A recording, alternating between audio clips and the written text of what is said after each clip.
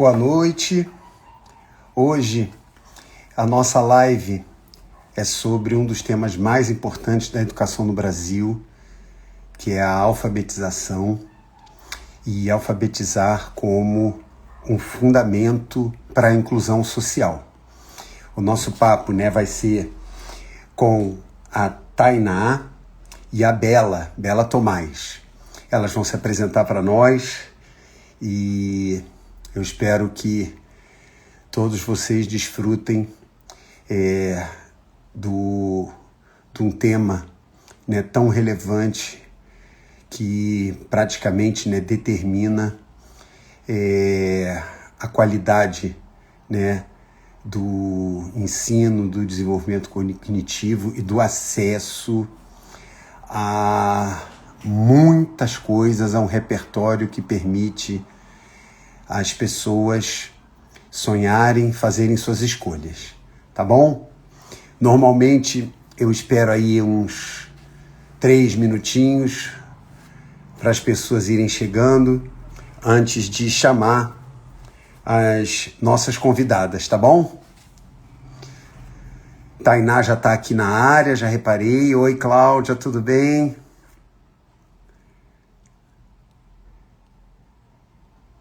Bela também já está na área. Bela, você só confirma para mim se a Bela AZMT é você mesma, a Bela Tomás. Só para confirmar. Oi, Lua. Eu, Denise. Tem aqui um and professor, não sei como chamá-lo. Boa noite.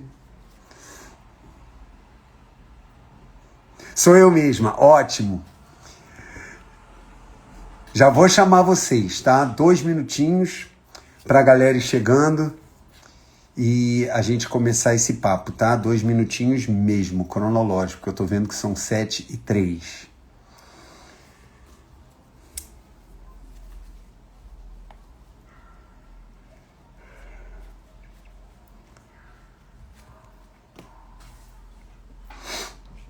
Eu posso garantir para vocês que vai ser um papo ótimo, porque são 2 mulheres apaixonadas pela educação, pelas infâncias e por esse processo que parece mágico do letramento e da alfabetização.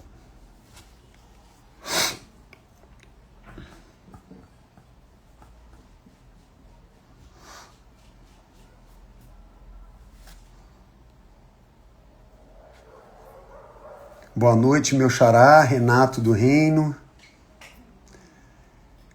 a Sam.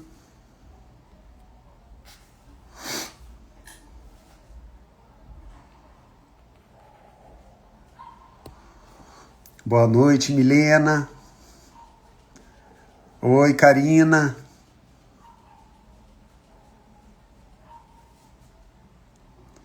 Mais 1 minutinho a gente entra com as estrelas da noite.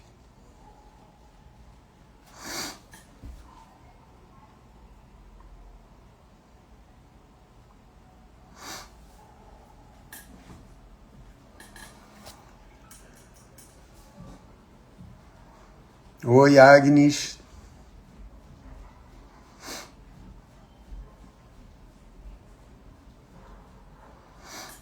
Esperando. Opa, chegou. Vou começar a chamar.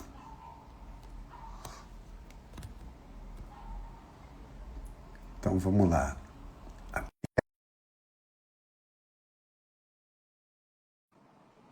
A Thay.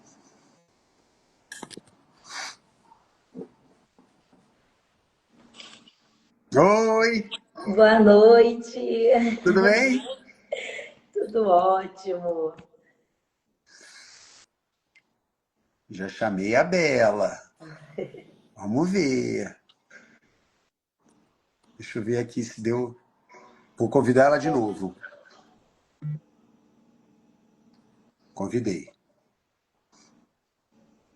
Oi, Luana. Vamos ver.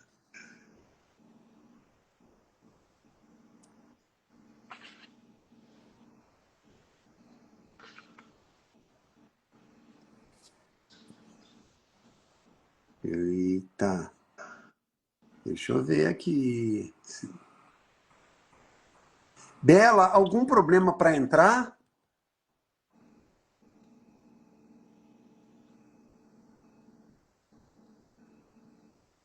Thay, diz para ela como é que você fez para entrar depois que eu te convidei. É só ela aceitar, não é? Só aceitar. Tá. Thay. Bela, qualquer coisa grita por aqui. O que que tá tendo de dificuldade para você entrar, tá?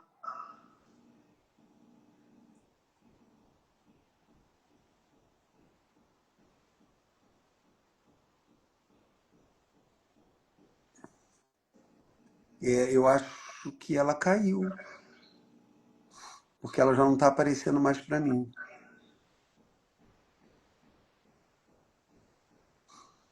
O convite expirou. Ué, como assim? Manda de novo. Ah, tá, vou mandar de novo. Ah, ela tá pedindo para entrar. Agora eu aceitei. Bela não está conseguindo participar. Veio uma mensagem para mim. Bela, você tá no computador ou no celular?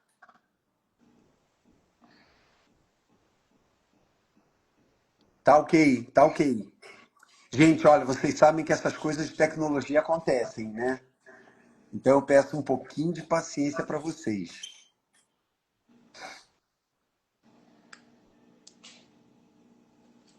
Ó, Bela começou a me seguir, até aí tudo bem.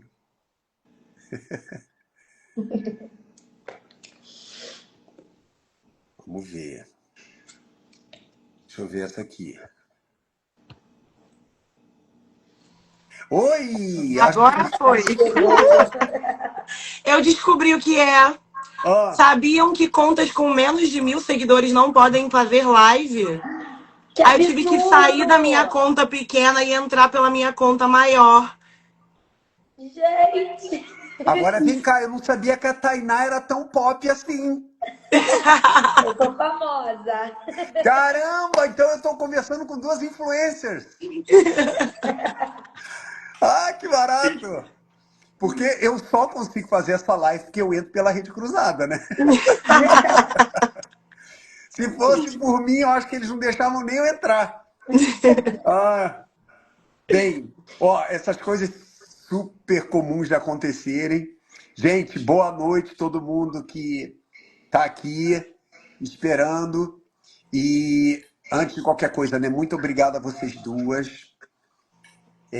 Já disse para a galera, né, que a gente vai ter um papo aí com duas mulheres apaixonadas pela educação, pelas infâncias e principalmente, né, por esse processo fantástico, mágico da alfabetização.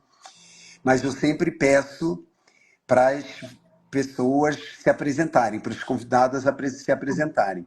E a apresentação é sempre da seguinte forma: que trajetória traz vocês até aqui de vida, né? Trajetória de vida que traz vocês até aqui para falarem sobre alfabetização, inclusão social. O que aconteceu na vida de vocês para a gente estar aqui conversando sobre isso agora? Vou começar, que eu já sou da casa, né? Isso. Para quem não me conhece, eu sou Tainá, eu sou pedagoga da unidade da CDD, sou mestrando em Educação em Ciências e Matemática, sou professora há alguns anos, o rosto engana, já tenho aí alguns anos na educação e sou muito apaixonada por esse processo de aprendizagem no geral na primeira infância. E principalmente nesse processo de aquisição, né, da leitura escrita. E aí, o que me traz até aqui? Eu sempre gostei muito de ler, sempre fui muito incentivada à leitura, mas eu não tive facilidade de adquirir essa tecnologia. né? Porque a leitura e a escrita ela é uma tecnologia. E eu não tive essa facilidade. E eu passei muitos anos nesse desafio de tentar aprender de forma consistente. Então, eu escrevia coisas super férteis, eu tinha uma imaginação incrível, então eu lia muito, eu tinha uma imaginação muito grande, eu gostava muito de criar histórias e escrever. Porém, eu tinha muitos erros gramaticais. E eu não conseguia de forma nenhuma ler em voz alta, porque entrava nesse desafio, né, de estar lendo em voz alta e ler errado, né, e sofrer aquele bullying e a falta de sensibilidade ali também dos educadores que me cercavam. E pouco a pouco fui ultrapassando, né, esses desafios e cheguei ali na pré-adolescência e consegui adquirir, né, a leitura escrita de forma satisfatória. E aí a chave virou. A chave virou para mim. Só que eu fiquei muito curiosa de entender como que esse processo se dava para uma criança e o porquê eu, que sempre fui incentivada à leitura, não conseguia alcançar naquele período, né, que é dito regular, adquirir essa tecnologia para mim. O que acontecia? Qual era o processo cognitivo que não estava acontecendo ali comigo e eu não estava conseguindo adquirir? E eu era aluna de ótimas notas, mas tinha essa dificuldade muito grande. Então, né, na adolescência, decidi fazer a formação de professores, decidi investir na educação e decidi tentar ajudar crianças que, assim como eu, tivesse alguma pedra, né, no caminho nesse processo, de forma mais sensível. Porque talvez hoje, né, eu como educadora e como adulta, olhando para trás, faltou essa sensibilidade. Eu acho que as pessoas não se dão conta de como é desafiador aprender esse sistema de representação que é tão abstrato, principalmente na infância. Nossa, que motivação boa! Caramba, que legal! E Muito legal você, mesmo. Bela? Vamos lá. Pra quem não me conhece, eu já vi os rostinhos subindo ali que me conhecem. Vi vários rostinhos ali. Não estou na cruzada, mas conheço uma galera que está envolvida aqui. Eu atualmente sou professora da FME do Rio, sou professora do município do Rio, na fase de alfabetização, sou pedagoga. Também fiz o normal, assim como a Tainá. E o que me trouxe até aqui foi um caminho um pouquinho contrário da Tainá. Eu fui a criança que aprendeu a ler na educação infantil. E as professoras não sabiam o que fazer com essa criança. Então, eu ficava jogada no canto da sala. Porque, ela já sabe.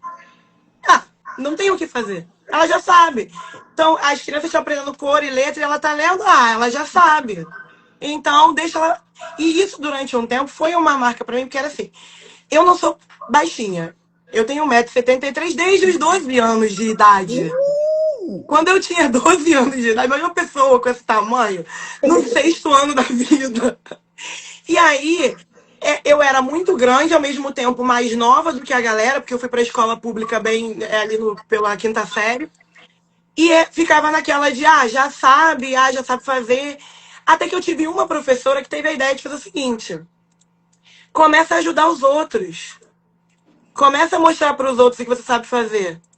Senta ali, tem um grupo ali que não está conseguindo. E eu entendo que nesse lugar também, a professora sozinha, com uma turma enorme, ela enxergou ali potencial de me ajudar a não ficar escanteada na sala de aula. E foi uma forma de auxílio para ela também. Porque são muitos aprendizados acontecendo ao mesmo tempo. E aí, depois que eu comecei a fazer isso, eu não parei. Aí comecei a dar aula, fui dar aula na igreja, fui dar aula de reforço aqui e ali.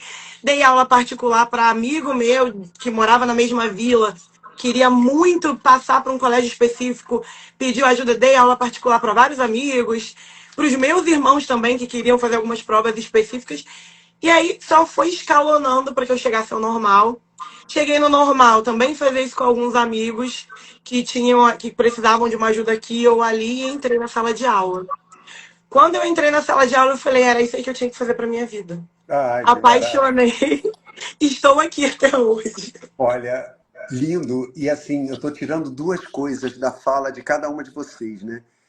Da Tainá, é como nós somos fruto das nossas circunstâncias, né?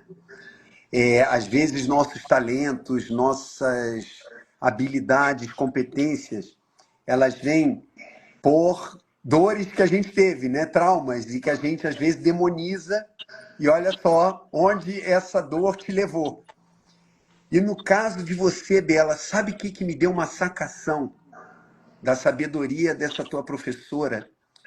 Hoje está até na moda falar sobre isso, né? Aprendizagem entre pares. Sim. Você falou, né, da riqueza do processo de aprendizagem, e aí as várias formas de se aprender. E talvez uma das formas mais lindas é que a gente é capaz de aprender no convívio, né? E não precisa ter essa hierarquia toda, né? De ter um professor. E lindo ela falar, né? Olha, mostra o que você sabe. E aí você inspirar os outros, seus pares, né? Ou seja, a garotada da mesma idade, a, poxa, talvez a sua forma de se conectar com ele seria mais fácil do que uma autoridade, né? Um professor, não sei o quê. Pô, muito lindo, muito lindo. Legal, legal. Mas eu quero saber das minhas professoras o seguinte. Eu vou fazer primeiro umas perguntas muito básicas, porque eu acho que as minhas dúvidas devem ser as dúvidas de muita gente, só para botar todo mundo mais ou menos, pelo menos, na mesma página para a gente ter a nossa conversa. Eu tenho um preconceito que eu queria que vocês me ajudassem. Quando a gente fala em letramento, alfabetização, a gente só está falando de ler e escrever, de alfabeto, ou entra outras linguagens nisso tudo? Não, entram inúmeras linguagens. Inclusive, nós somos letrados muito antes de alfabetizados, porque, um exemplo básico, antes da criança saber ler a palavra Coca-Cola, ela sabe o que é uma lata de Coca-Cola. Antes dela entender inglês na vida dela, ela sabe que aquele M amarelo com uma caixinha vermelha embaixo é o restaurante que ela adora comer, é o McDonald's. Então, o letramento é enxergar, ler e entender o mundo. A alfabetização é importantíssima, mas ela é a decodificação, como a Tainá falou brilhantemente no começo, é a técnica de decodificar as palavras. O letramento é a função social, né, da leitura. Como eu trago do meu relato, eu sempre fui uma leitora assídua. E eu compreendia todos os textos, eu conseguia relacioná-los às minhas vivências, ao mundo que me cercava. E a dificuldade era realmente no sistema, na escrita. Então, troca o G pelo J, sabe? É esse lugar aí do erro, é com cedilha ou com dois S's. Então, a memorização do sistema que era o lugar da dificuldade. Mas agora, o letramento, ele ocorreu de forma muito natural, né? Ser apresentado a diversos textos. Isso não é da boca para fora. A criança precisa ser exposta a textos diferentes, seja propaganda, como a Bela aí colocou, ou mesmo a literatura. A gente não segregar, né, a aprendizagem. Olha, eu desafio quem vai explicar de uma maneira mais clara, em tão pouco tempo, o que é letramento e o que é alfabetização. Nossa, maravilhoso, obrigado. Sensacional. Assim, essa fala de que o letramento, né, ele começa muito antes, né? Ou seja, é entender o mundo, né? É ler os códigos que são de variadas formas. E aí vocês checam ver se eu entendi. E a alfabetização é o sistema, né? A codificação disso Pô, maravilha, obrigado. Ou seja, inclusive a matemática entra aí, né? Que é outra linguagem, né? Exatamente. Então a gente tem que falar, quando a gente for decodificar, tem palavras, tem números, tem frases, tem equações, e aí vai elaborando e vai sofisticando essa alfabetização. Exatamente. Então, você falou da matemática, quando a gente fala, né, de matemática básica, a gente já pensa nas quatro operações. Mas antes das quatro operações, a criança ela é exposta a tantas coisas que podem se conectar com a matemática. Por exemplo, o sistema monetário. Porque o sistema monetário não aparece de forma intencional na educação infantil se é uma coisa que eles estão expostos a todo momento. Por que Fantástico. não? Vamos nos desafiar, vamos apresentar.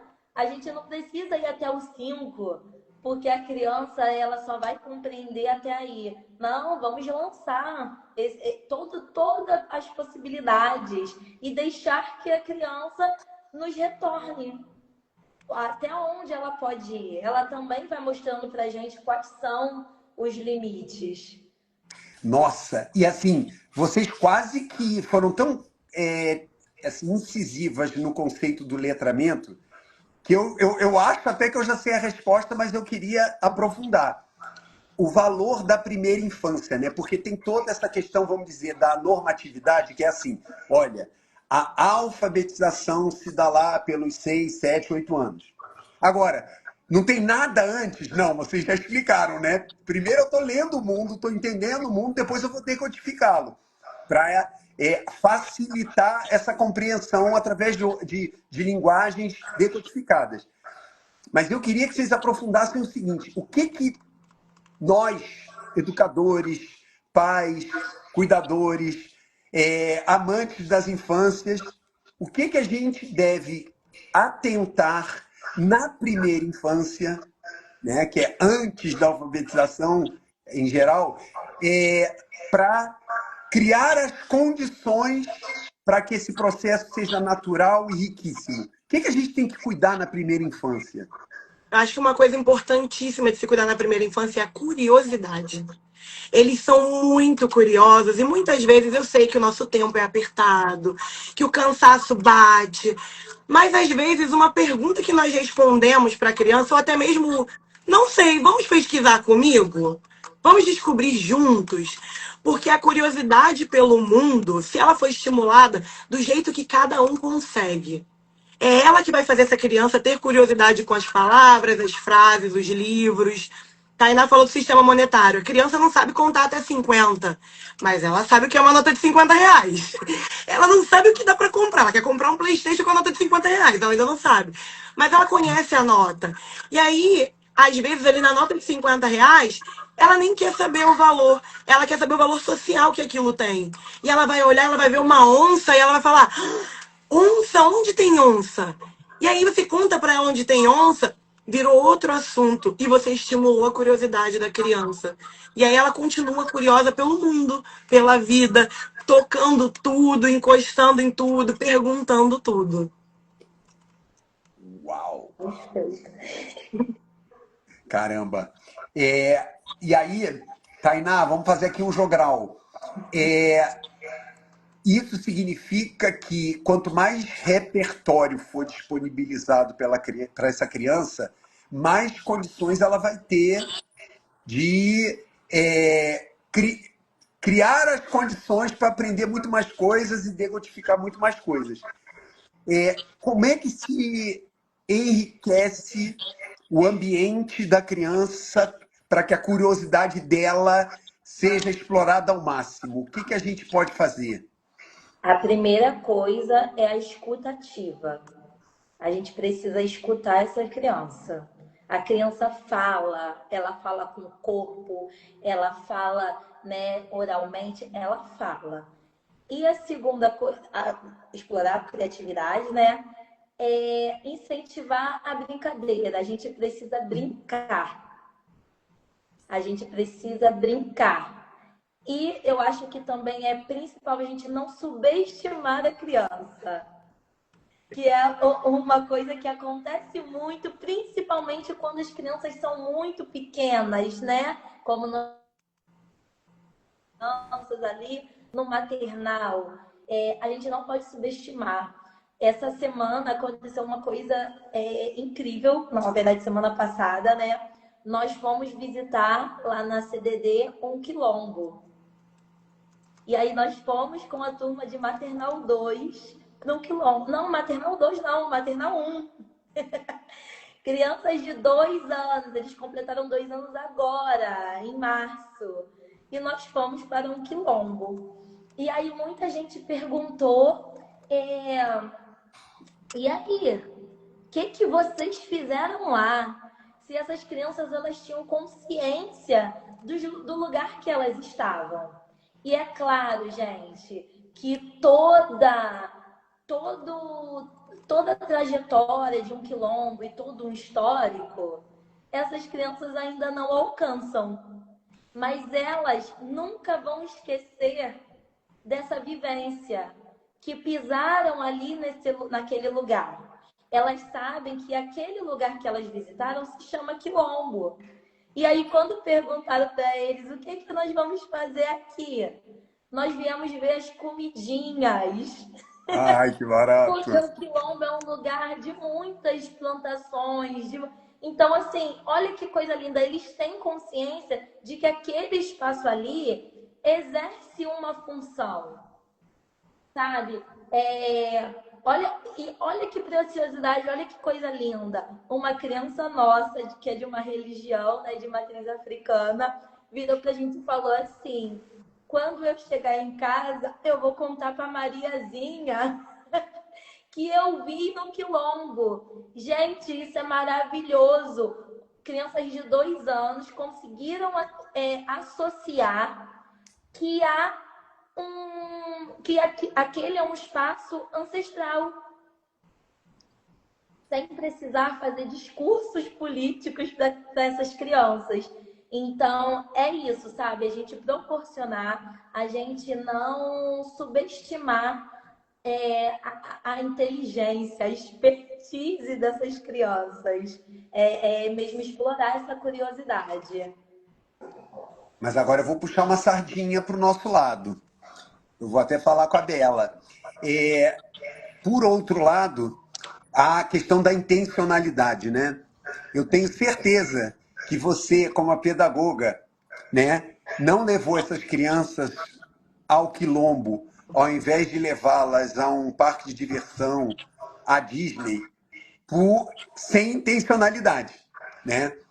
Porque o que a gente tem visto, né, e muitas vezes nessa coisa de disponibilizar, né, a ambiência, essa ambiência ela comunica relações de poder, comunica hierarquias, comunica quem vale, quem não vale, comunica o que interessa aprender, o que não interessa.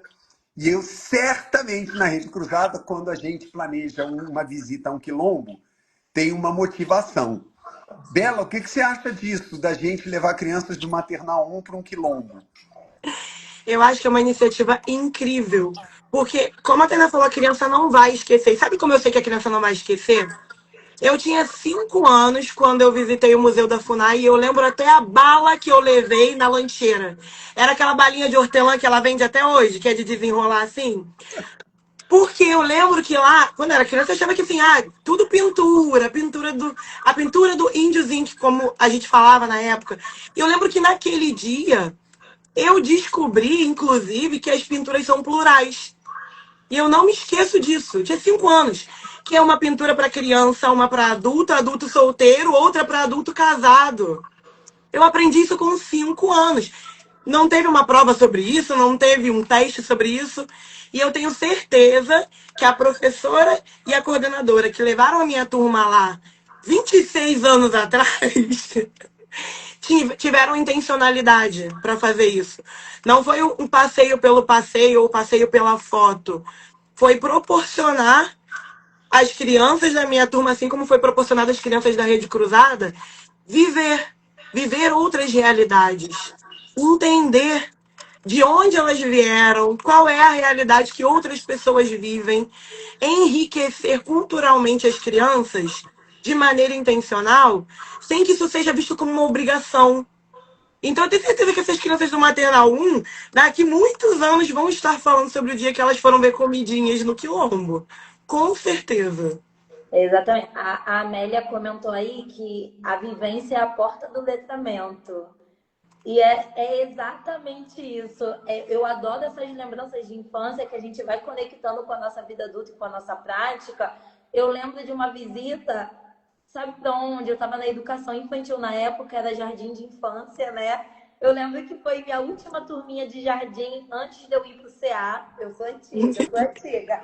Antes do CA, que era a classe de alfabetização, e nós fomos visitar o posto de saúde do bairro. Olha que barato. E a gente não esquece. Sabe por que nós fomos visitar o posto de saúde do bairro? Para uma campanha de escovação de dentes. Então o posto organizou uma super pia para minha turma e a gente foi aprender com os dentistas do posto a escovar o dente sozinhos, com autonomia. Nós tínhamos 4 anos de idade.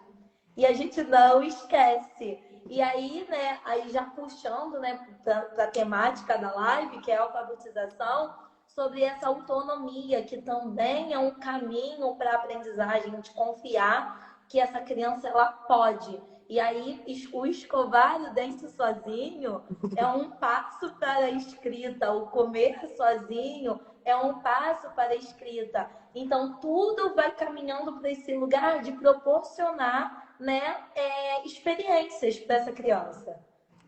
Isso me lembra, inclusive, uma situação de sala de aula, de escola, de vivência de chão, que foi justamente o fato de, no momento em que eu e Tainá pudemos trabalhar juntas, eu tive uma criança na minha turma de alfabetização, primeiro ano, que, dadas todas as oportunidades, estratégias, tentativas, ela não conseguia segurar no lápis para escrever. E aí, a Tainá era minha coordenadora, eu sentei na sala da Tainá e falei assim, socorro, eu não sei mais o que eu faço. E aí a Tainá falou assim, vamos observar outras coisas. E aí chamou, conversou com a família, observou a brincadeira no pátio, o recreio, o lanche. Chegou ao almoço, que era o único momento em que eu não estava, porque era uma escola de meio período, então no horário que eles almoçavam, eu também almoçava, sem as crianças. 2 dias depois dessa observação de almoço, a Tainá senta comigo e fala assim, você sabia que a criança não sabe segurar a colher? Sabia que ela não come sozinha? Nós estamos exigindo dela uma maturidade, uma autonomia que ela ainda não tem. E aí o nosso trabalho voltou para a autonomia, ele se voltou ali todo para a autonomia dessa criança e ela terminou o ano escrevendo. Uma criança que até o meio do ano não conseguia segurar o lápis. Ela terminou o ano lendo e escrevendo. Então, assim, é muito importante pensar a autonomia da criança como um agente da alfabetização.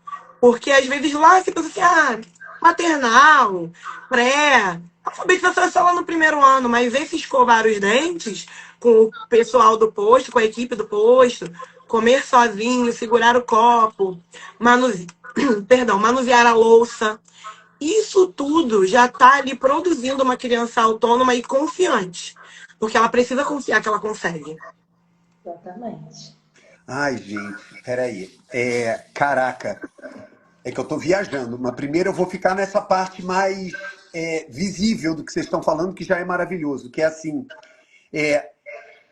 de novo, a intencionalidade, né? E eu tô lá como uma cuidadora da primeira infância, uma educadora, e saber que, ao proporcionar a oportunidade da criança poder comer e fazer aquela sujeirada toda, e às vezes nem comer tudo que tinha para comer, ela está contribuindo para, dentre muitas outras coisas, a alfabetização, coordenação motora fina, né? E aí, se você não estimula, né?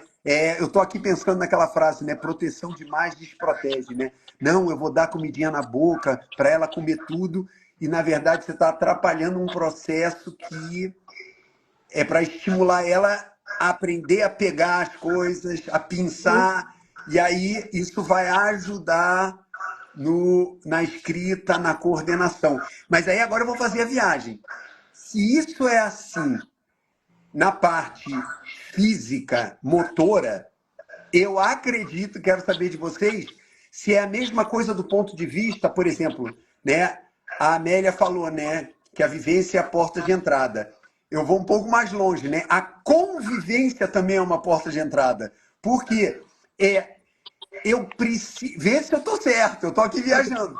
Se eu preciso desenvolver habilidades sociais de interação que vão permitir eu me socializar. Por exemplo, a história da Tainá, né? Você ter o acolhimento, o apoio, para que não tem problema errar, né? Tudo tem seu tempo. E aí, lidar com as emoções. Eu não sou capaz, eu não vou poder aprender. Como é que é aprender que, além dessas condições que vocês já deram, né? O corpinho, né? Aprender a lidar com as coisas, o coraçãozinho, né? As emoções, as interações também. O que eu devo cuidar? Ensinar, primeiro, exige muita responsabilidade com o afeto, né? A gente sempre, quanto educador, tem que lembrar que a gente afeta para as coisas positivas e, se houver o deslize, vai afetar também para as coisas negativas. Às vezes a gente não lembra o nome de boas professoras, mas a gente vai lembrar a professora ruim, vai lembrar da vivência ruim na escola. Então, esse é o primeiro cuidado ali com, né, para além do corpo, para além de escrever nesse processo de aprendizagem. E você fala uma coisa essencial, Renato, que as interações nesse processo de alfabetização, que é super importante porque a gente tem que sempre lembrar que alfabetizar, né, adquirir a alfabetização não é uma coisa à toa, não é uma coisa leviana. A alfabetização, ela tem função. E a função é exatamente nos conectar com o outro. É fazer com que a gente se comunique. Então, Fantástico. O primeiro passo para a gente alfabetizar uma criança é a gente proporcionar esses momentos de interação. Então, a gente precisa deixar essa criança falar com o outro, precisa deixar que eles interajam, precisa fazer com que eles cantem, precisa deixar com que eles perguntem. Desde que essa criança pergunte, estimule essa pergunta, provoque, sabe? Porque a alfabetização é isso, é se comunicar. E aí, se eu não quero falar nada com ninguém, eu vou escrever para quê? Caramba! Faz todo sentido. Algo, inclusive, que não recebe, às vezes, o valor que deveria é a roda de conversa na educação infantil. Uau! Dar as mãos, fazer uma roda, sentar no chão. Porque, às vezes, a criança já cansou de sentar na cadeira. Só de você transferir o corpinho dela da cadeira para o chão, para ela, abriu a mente dela. Estou em outro lugar. Ela não saiu da sala, mas ela está em outro lugar. Então, deixar que ela conte o que ela achou da história que ela ouviu. Porque muitas vezes nós fazemos perguntas: quem era o personagem? O que ele fez? Mas e o que a criança achou daquela história? E estando abertos para que ela possa dizer: tia, achei muito chata. Não gostei. Porque vai acontecer. Mas isso é importante para que ela aprenda a lidar com esse sentimento. Para que ela aprenda que ela tem também o direito de não gostar. Ou, às vezes, ouvindo uma história, lembrar de uma situação que, lembrei da minha avó, não tenho mais a minha avó, fiquei triste. Mas ela saber que ela pode falar que ela ficou triste. Não é só um momento de felicidade. Ela pode contar para os amigos uma história da vida dela que marcou não somente de maneira positiva. E isso tudo começa lá no maternal, lá no pré-1, sentando no chão, conversando com os pares, conversando com a professora, com os outros agentes da escola. Muitíssimas vezes, Tainá, quando era minha coordenadora, entrou na sala e não era para entregar um bilhete, não era nada. Ela perguntava para os alunos: como vocês estão? E eles começavam a falar, ela olhava assim para mim como quem diz: eu posso continuar? Estou atrapalhando alguma coisa? Porque eles queriam, porque era uma pessoa que eles não viam sempre. Eles queriam contar para ela aquilo que eu já sabia que eles contaram todos os dias. Então, todo mundo que pisa no chão da escola e todo mundo que está envolvido com essa criança na família também precisa ter essa escuta. Porque a criança precisa entender que a fala dela é importante. E aí, quando ela crescer, ela vai saber: nossa, eu realmente vou aprender a escrever e ler, porque agora eu vou me comunicar. Eu vou mandar um recado, eu vou contar para as pessoas como eu estou me sentindo. Tudo isso começa na educação infantil. Vou escrever a cartinha para a vovó. Vou escrever Ai, que cartinha. barato! Não, a educação infantil, ela traz muitos valores que são ancestrais, né? A Bela fala aí sobre o sentar em roda.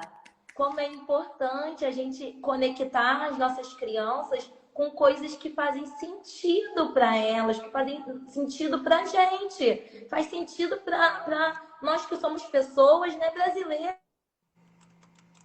contexto, moradoras do Rio de Janeiro. A gente precisa. Então, a Bela fala aí sobre sentar no chão e contar histórias e fazer a leitura de livros. E aí está aberto para a criança falar assim: tia, esse livro é muito chato. Mas a gente oferecer assim, livros escolhidos com muita responsabilidade, com muita intencionalidade. Será que faz sentido eu levar para minha sala de aula a Chapeuzinho Vermelho, que vive lá no meio do mato e tem um lobo? Tem um lobo aqui? Não tem um lobo. Será que não faz sentido eu trazer alguma coisa de mais perto? Como eu disse, essa nossa visita no Quilombo, por exemplo, as crianças viram um baobá. Elas reconheceram o baobá. Elas reconheceram, elas Caramba. olharam para a árvore e reconheceram o baobá. Sabe? Caramba. E aí, por que elas reconhecem? Porque elas veem isso na literatura, sabe? E aí, quando elas se deparam com isso no mundinho delas, né?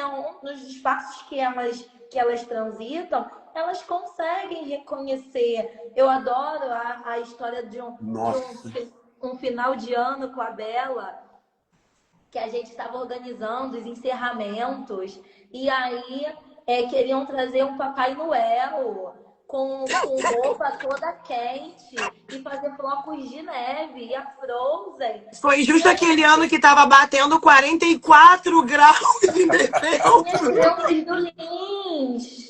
As crianças do Lins, ali meu contexto Lins, Meyer, 44 graus no termômetro. Não faz sentido nenhum. Vamos trazer o que eles vivenciam. Como que é esse Natal? Vamos explorar quem vai pro Natal na sua casa. É a vovó? É o vovô? Vamos fazer o convite para eles no Natal? Como que a gente convida eles? Vamos mandar mensagem? Eu me lembro, inclusive, que todo mundo falava assim: a turma da Isabela só tem comida. Mas a Tainá me apoiava. Porque, assim, a comida é afeto. Então, a comida também faz parte disso. Nesse final de ano, os meus alunos pediram para levar a comida. E aí eu falei: Tainá, aí, a comida de novo. Ela, deixa.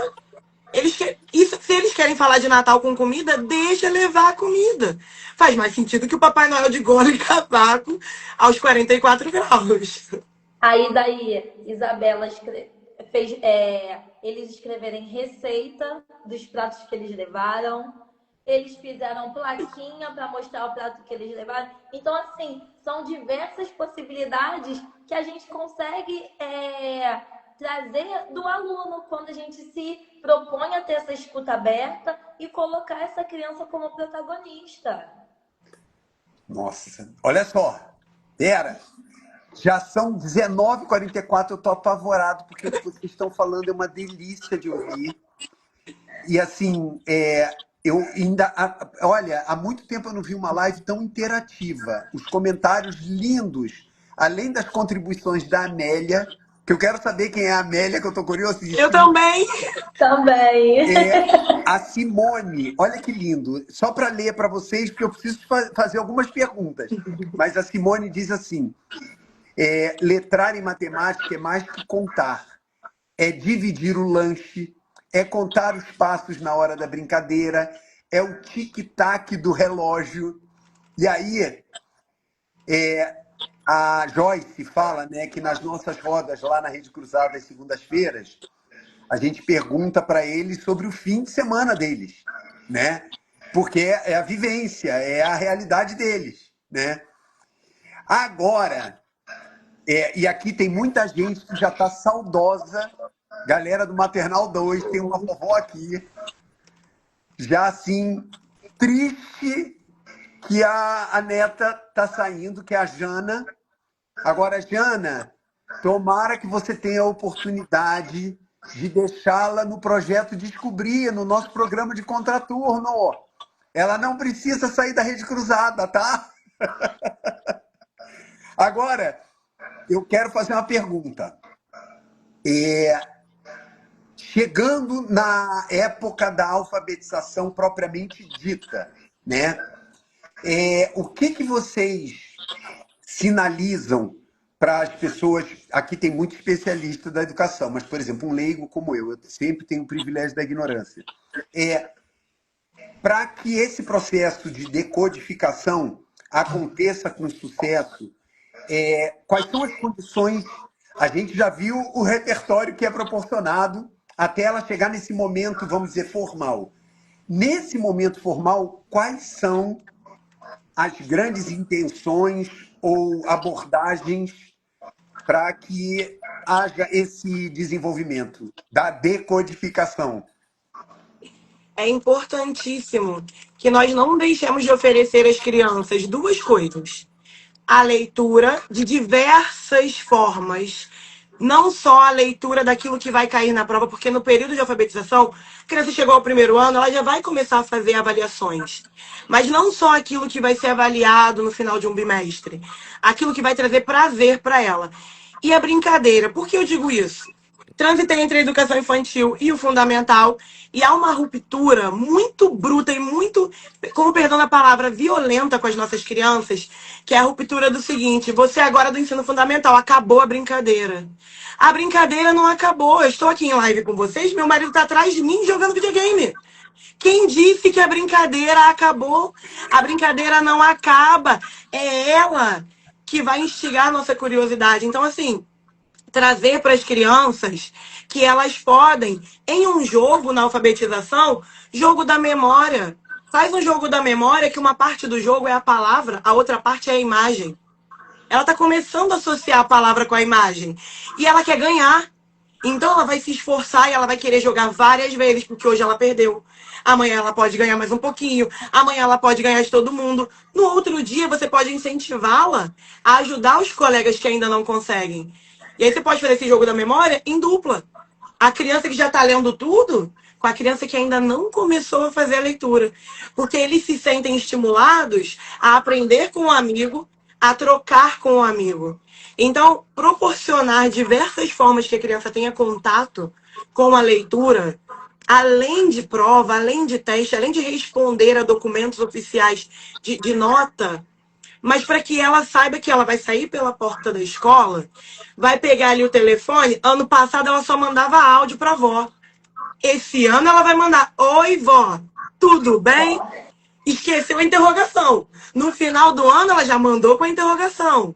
E aí nós, enquanto família, ali fora da escola, quando a criança está escrevendo para você, escreveu a interrogação: que legal, que final é esse que você colocou no final da frase? Porque é a primeira vez que ela está colocando. Ela vai amar contar para você que ela aprendeu na escola que quando faz pergunta tem que colocar esse sinal. Então a gente precisa proporcionar isso para a criança. Eu não sou professor, não precisa ser professor para contribuir com o trabalho que está acontecendo dentro da escola. Nossa. E algumas coisas de ordem práticas também, né? Que as famílias aí assistindo podem também ajudar, são coisas que sempre quando estão nesse processo de alfabetização, eu gosto de fazer uns combinados com as famílias. Então, não dá mais para a gente fugir, né? Que as crianças têm acesso à tecnologia. Então, a gente tenta fazer uma contençãozinha de danos. Coloque legenda em tudo. Coloque legenda em tudo. Ofereça essas palavras para essas crianças. Vamos ter o momento da televisão, da tela, mas também encha o quarto dos seus filhos de livro. Gibizinho, leituras, o que a criança gostar. Ofereça esses livros. Valorize os erros. Valorize o erro. A criança ela errou porque ela está tentando. Então é muito importante a gente, no lugar de adulto, valorizar esses erros no processo. E aí, quando chega lá no final, como a Bela disse, escreveu: Oi, vó, tudo bem? Sem interrogação no final. Mas quando chegar no momento que colocou interrogação, uhul, muito bem. Então, assim, sejamos elegantes na correção das nossas crianças. Às vezes, quando a gente tem algum colega que escreve alguma coisa errada no chat pra gente, a gente não corrige ele. A gente respeita esse adulto. A gente vai lá e dá um jeitinho de escrever a mesma palavra de forma correta. Então, essa criança escreveu: Oi, vó, tudo bem? Tem interrogação no final, a gente responde e aí pergunta se ela está bem e coloca a interrogação no final. E aí, com a vivência, mais a aprendizagem, né, formal que ocorre na escola, essa criança ela vai alcançar. Ela vai alcançar. Então, sejamos gentis com as nossas crianças, só para complementar aí o que a Bela Por favor. falou, né? Não, maravilhoso, maravilhoso. E assim, essas lembranças, né? Primeiro, disponibilizar ao máximo, né? Esse mundo da cultura escrita, deixa ela explorar, mas para ela explorar tem que estar disponível e não deixar de brincar, gente. Eu fico sempre pensando como a gente vai ficando bobo, né? À medida que a gente vai crescendo, e inclusive a gente diz isso para as crianças, né? Elas vão ficando mais velhas. Olha, agora acabou a brincadeira, tá? Já não é mais momento de brincar. Peraí, como que não é momento de brincar? Sabe, é o que você falou, né? Do cara jogando videogame atrás, não sei o quê. Gente, se tem algo que conecta, se tem algo que desperta uma curiosidade na gente, é a ludicidade, né? Só que a gente vai aprendendo que não, agora é coisa séria. E vocês estão mostrando aqui que não tem coisa mais séria do que Preciso brincar, brincar. né? Nossa, delícia, delícia. Entrando na segunda parte da nossa frase, né? Alfabetizar como fundamento para a inclusão social. E aí, eu vou pegar duas imagens do nosso papo aqui, né? Aos 5 anos, a Bela nunca esquecer, né? Que foi na FUNAI, né? E você contando, Thay, da visita ao Quilombo, né? Quilombo, FUNAI e uma pluralidade, né, de realidades, de histórias, de narrativas, de personagens e que conectam com muitas infâncias que são muito diferentes. Gente, eu sou da época em que qualquer livro que eu abria só tinha criança que nem eu, branca, papai e mamãe branquinho, lourinho, e eu fico imaginando a grande maioria de crianças que foram, vamos dizer, tiveram acesso a uma literatura ou uma leitura de mundo totalmente enviesada, né? Em que ela não se via, né? Ou quando ela se via num lugar de subserviência, etc. E quando a gente fala de inclusão social, eu estou falando de letramento, ou um ambiente para letramento e um processo de alfabetização inclusivo, né? Vocês têm essa intencionalidade no trabalho de vocês? A Tainá é covardia, mas Bela, você que está na Secretaria Municipal de Educação, em que você alcança muito mais crianças, existe essa intencionalidade? Existe um propósito, e eu vou ser grosseiro agora, de respeitar a Lei 10.639? É Existe isso. essa... Existe esse propósito e para além da obrigatoriedade da lei, mas com um propósito social mesmo. Lá eu sou muito assim, eu sou muito puxa-saco da minha escola, gente. Eu sou professora. Posso falar o nome da minha escola? Lógico! Eu sou professora do CIEP Aracide Almeida, em Sulacap. Eu sou muito fã da minha escola, porque, assim, nós temos lá na minha escola, direção e coordenação são 4 mulheres brancas. Porém, é uma das poucas escolas onde eu trabalhei que nós temos uma gama de livros gigantesca, fora somente de data comemorativa, com todo tipo de história indígena, afro-brasileira e africana. Eu posso botar na roda de leitura, eu posso colocar numa prova, inclusive na última prova dos meus alunos, teve a história da lenda Ubuntu, porque surgiu a curiosidade deles, eles brigavam muito, muito, muito, muito. Por isso que eu falo que vai além do cumprimento da lei, sabe? Eles brigavam muito. Eu me lembrei da lenda Ubuntu e contei para eles a lenda, que inclusive o final da lenda é dizer que eu sou porque nós somos. Então, assim, se o outro não for, eu não consigo ser. E aí eu contei a lenda, brinquei com eles, fiz a brincadeira com eles antes de contar a lenda, que é uma brincadeira que quem chega primeiro ganha uma cesta. E depois da lenda eu contei a brincadeira, eles quiseram brincar como as crianças da lenda, foram juntos, de mãos dadas, para todos ganharem. E aí isso trouxe para eles assim uma compreensão muito maior, trazendo a ancestralidade, trouxe para eles uma compreensão de assim, estamos todos juntos aqui. É um espaço que nós temos que dividir. A sala de aula não é minha, não é da professora, não é da diretora, a sala de aula é de todo mundo. E aí, quando você leva isso para eles, muito antes, eu só usei na prova porque eu percebi que eles gostaram muito, mas não teve intenção nenhuma de usar isso como avaliação. Quando você traz isso para eles de uma maneira natural, para mediar conflitos, quando você traz isso para eles como forma de estimular a criatividade, isso tem significado para eles. É uma coisa que fora da escola eles vão contar para outras crianças, vão contar para os adultos. E isso entra na sala de aula na escola que eu trabalho a todo momento. Não existe aquela pausa de é abril. Vamos tirar uma semana inteira para contar histórias sobre indígenas e depois fazer um cartaz e acabou? Eba, novembro. Vamos contar várias histórias. Vamos falar sobre a Carolina Maria de Jesus. Vamos falar sobre a Conceição Evaristo. Final de novembro faz cartaz, apresenta o cartaz e acabou. Isso não existe lá. Lá nós trabalhamos intencionalmente o ano todo. Então, vai ter uma história que tem uma criança ruiva. Tem uma criança ruiva. Vai ter uma história em que todas as crianças são crianças negras. E para eles, nem existe mais o questionamento de por quê.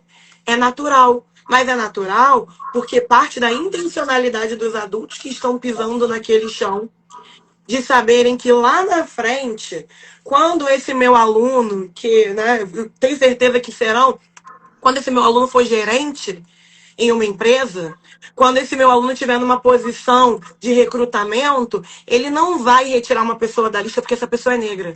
Ele não vai se desfazer de uma pessoa com total potencial porque ela é indígena. Porque esses preconceitos foram quebrados aos poucos, todos os dias, intencionalmente, na vivência da sala de aula. Perfeito. Nossa! Já, Nossa! Tainá, eu não posso só perder a chance antes de passar para você. Bela, quando você pergunta, eu posso falar o nome da minha escola? Deixa eu te falar uma coisa. Ainda mais uma escola pública e com essa paixão e esse orgulho que você fala, a gente tem que celebrar a educação pública. Principalmente pelo trabalho que você disse que você faz. Nossa, olha, a gente não quer competir com a escola pública. A gente quer estar junto com vocês, ainda mais com o trabalho dessa grandeza que você faz lá. Repete o nome do CIEP. CIEP era Cid Almeida Cantora, em Sulacap. Olha só, gente. Olha que tem trabalhos lindos acontecendo aí. Ah, eu queria falar uma coisa pra vocês. Ah, A gente tem muitas crianças que, assim, tem um amiguinho, uma amiguinha que tá na escola privada, rede privada, e tem uma professora particular, e tem explicador. Só que as nossas crianças não têm essa condição. Então, assim, saber do projeto de vocês para depois que as isso! crianças vão pro ensino fundamental. Gente, isso é uma coisa que, assim, aquece o coração de uma maneira incrível. Porque essa Isso! criança, ela sai da rede cruzada, mas ela sabe que ela pode continuar contando com a rede cruzada. Isso! Isso é maravilhoso. É o que a Lua está falando aqui. A gente está aqui para fortalecer a educação universalizada. E isso vai se dar através da educação pública. É Não isso. vai se dar através nas escolas Não vai, privadas. não vai. Eu estive nas duas esferas e eu posso concordar plenamente com você. Vai se dar através da educação pública de qualidade. Fala, Tainá! Não, depois dessa fala lindíssima da Bela, lindo. Eu me senti representada na fala dela. É muito bonito quando a gente vê outros educadores com falas tão próximas das nossas, né? E ainda mais nesse contexto, né, da Secretaria de Educação Municipal do Rio. É muito bonito saber que as crianças elas estão tendo esse tipo de atendimento educacional. E aí, a Bela trazendo, né, esse trabalho todo, só para fechar a minha fala mesmo, sobre a filosofia Ubuntu, né, que é linda, eu sou porque todos nós somos, né? E aí, para fechar toda essa nossa temática, lembrar nós educadores que todo esse processo de alfabetização e letramento, ele tem uma tríade, né? Ele tem um processo de 3 camadas que vai Opa! crescendo. Então, a primeira é a aquisição individual, que a gente sabe ler, a gente aprende a ler, a gente aprende também a contar, né? Aí eu estou falando do letramento da nossa língua materna, e a alfabetização da língua materna e da alfabetização matemática. Aí a gente tem a prática social, que aí a gente tem o letramento e tem o numeramento, tem o letramento matemático, seja lá como as pessoas quiserem usar. E aí a gente chega no final, que é a segunda parte, né, da nossa live, a segunda parte do título da live, que é essa perspectiva crítica. Então, é essa alfabetização para emancipação cultural, para essa cidadania crítica, que é onde a gente chega quando temos professores como a Bela, que leva a filosofia Ubuntu para dentro da sala dela. Então, não é sobre competir. Quando eu ganho, todos nós ganhamos. Não é sobre eu chegar. Todos nós vamos chegar porque eu cheguei, porque você chegou. Então, assim, é bonito demais. Eu Ah, ficaria nessa live aqui até. não, olha, obrigado por essa estruturação agora no final. É, primeiro, né, a aquisição individual, depois essa troca social, né, e aí dá isso uma perspectiva crítica para a emancipação. Nossa, e assim, pensar que essa coisa mágica tem esse potencial todo, né? Eu vou deixar com vocês a última palavra, mas olha como eu sou sortudo. Hoje, no metrô, vindo para cá, atrasado, vem uma chargezinha com um cara e tinha assim: cabeça vazia, leia. Cabeça cheia, escreva. Cara, meu Deus, que coisa linda. E aí eu quero deixar a despedida para vocês duas. Vocês fiquem à vontade para falar o que vocês quiserem para essa galera que foi super participativa. E eu vou tornar minhas as palavras da Paty. Que live gostosa de participar. Vocês se despeçam da galera que adorou também, que nem eu. Eu queria dizer que foi um prazer estar aqui nessa conversa com vocês. Foi incrível realmente ver a interação que eu fui lendo aqui, subindo os comentários. É sempre bom, né, essa sensação de que nós estamos falando, estamos trocando, porque eu absorvi muito do que eu pude ler aqui, foram falas muito interessantes. E aí eu queria, para não me estender muito, deixar só uma lembrança de que todos nós somos agentes alfabetizadores, todos nós. Dentro da sala de aula, no corredor da escola, em casa, sentado na varanda, contando uma história. E aí, assim, contar para vocês, tem uma avó aqui, queria contar para essa avó que estar envolvida nesse processo é uma coisa que a neta dela nunca vai esquecer. Minha avó contava história para mim e para os meus irmãos sempre. Um monte de histórias, algumas eu acho que ela até inventava. E aí, quando eu cheguei no fundamental, eu para essa professora, essa minha professora, né, que teve essa sacada toda, eu contei para ela que a minha avó contava história. E ela levou a minha avó para minha escola para contar história. E aí eu Que nunca esqueci barato. disso. E essa escola fica na rua da minha avó. Então hoje tem gente que passa lá e que fala com a minha avó. Porque a minha avó passou um período indo na escola para contar histórias. Então, assim, a avó é a agente alfabetizadora, o pai, a mãe, a tia, a madrinha, todos nós somos agentes alfabetizadores. Cada um de nós, do nosso cantinho, mas todos somos. Queria isso. Saber. Obrigada, gente, pelo convite. Foi incrível. Ai, que bom, Bela. Obrigado a você. E aí, Thay? Faço das palavras da Bela as minhas. Agradeço a todo mundo que participou. Eu não sabia se falava, se eu ia lendo aqui as interações, porque foram realmente incríveis. E aí vou no outro lado, né? A Bela falou aí sobre todos os termos agentes alfabetizadores, e é isso. E lembrar, né, da gente garantir o direito das nossas crianças de brincarem. Na Isso. brincadeira, a gente constrói muita aprendizagem. Então, vamos ter o direito das nossas terem crianças, o direito das nossas crianças brincarem, que elas vão construir muita aprendizagem dentro dessa brincadeira. Maravilha! Gente, olha, eu juro que eu quero que vocês tenham um final de noite tão leve e esperançoso como foi esse bate-papo aqui, tá? Olha, uma boa noite para vocês. Obrigado! Boa Boa noite! noite. Tchau. Tchau, tchau.